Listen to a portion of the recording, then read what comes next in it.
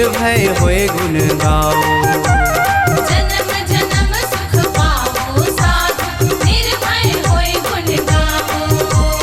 काम क्रोध मद लोभ विषय रस, काम क्रोध मद लोभ विषय रस, बहुरी न भव जल आओ साधु बहुरी न भव जल आओ। जन्म जन्म सुख पाओ साधु निर्भय होए गुण गाओ। जन्म जन्म सुख पाओ साधु निर्भय होए गुण गाओ।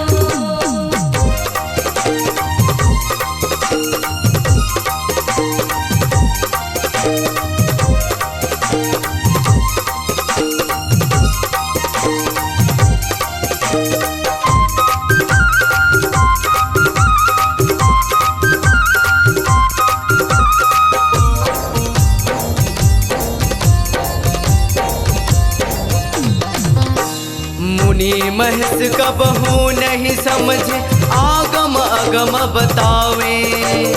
आगम अगम बतावे साधु आगम अगम बतावे।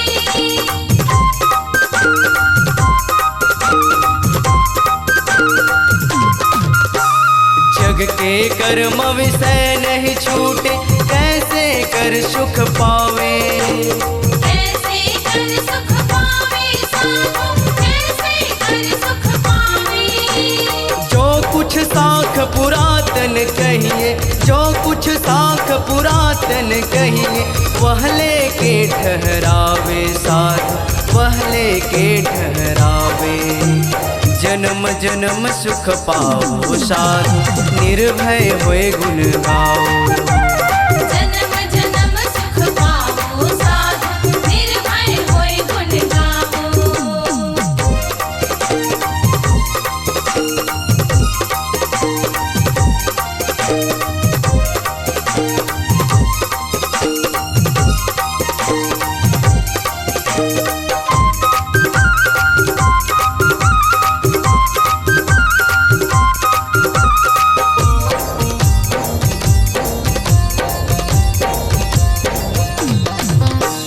आवत जात कर्म दुख भोगे वार पार नहीं पावे। पार पार नहीं पावे साधु पार पार नहीं पावे।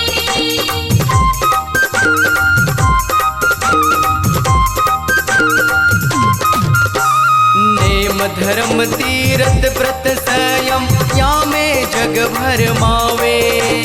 या में जग भर मावे साधु या में जग भर मावे। धर्मदास है ये जगयंधा, धर्मदास है ये जगयंधा, याही में सुख पाओ साधु याही में सुख पाओ। जन्म जन्म सुख पाओ साधु निर्भय हुए गुण गाओ। जन्म जन्म सुख पाओ साधु निर्भय होए गुण गाओ। काम क्रोध मद लोभ विषय रस, काम क्रोध मद लोभ विषय रस, बहुरी न भव जल आओ साधु बहुरी न भव जल आओ। जन्म जन्म सुख पाओ साधु निर्भय होए गुण गाओ।